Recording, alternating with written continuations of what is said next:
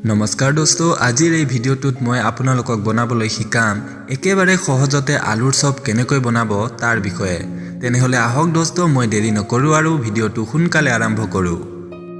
দোস্ত প্ৰথমতে আলুৰ চপ বনাবলৈ মই আলু কেইটামান বইল কৰি লৈছো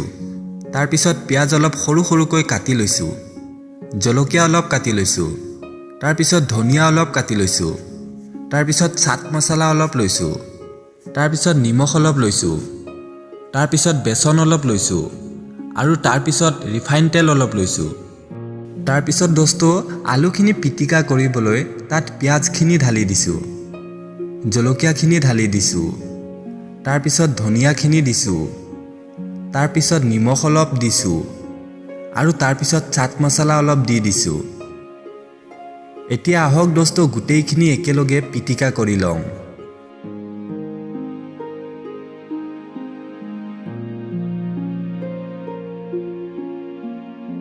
এয়া চাওক দোস্ত ধুনিয়াকৈ পিটিকাখিনি হৈ গল এতিয়া আহক দোস্ত সৰু সৰুকৈ পিটিকাখিনি এটা এটাকৈ গোল নিচিনা কৰি লওঁ এয়া চাওক দোস্ত সৰু সৰুকৈ কেইটামান গোল কৰি ললো তাৰ পিছত বেসনখিনিত অলপ পানী মিহলাই মিক্স কৰি লম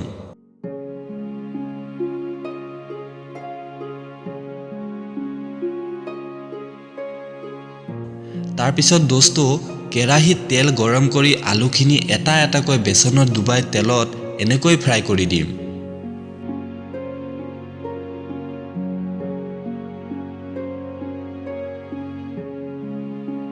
আৰু দোস্ত তেলত অলপমান সময় ফ্ৰাই কৰি তেলৰ পৰা নমাই দিম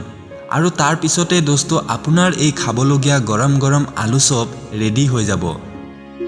তেনেহলে দোস্ত আজিৰ এই ভিডিওটো ইমানতেই সমাপ্ত কৰিলো দোস্ত যদি ভিডিওটো আপোনালোকৰ বহুত ভাল লাগিছে তেনেহলে প্লিজ ভিডিওটোত লাইক শেয়াৰ আৰু কমেন্ট কৰিবলৈ একেবাৰে নাপাহৰিব আৰু দিদাৰ্স কিচেন চেনেলটো সাবস্ক্ৰাইব কৰিবলৈও একেবাৰে নাপাহৰিব আকৌ লগ পাম নেক্সট ভিডিওটো চোৱাৰ বাবে বহুত বহুত ধন্যবাদ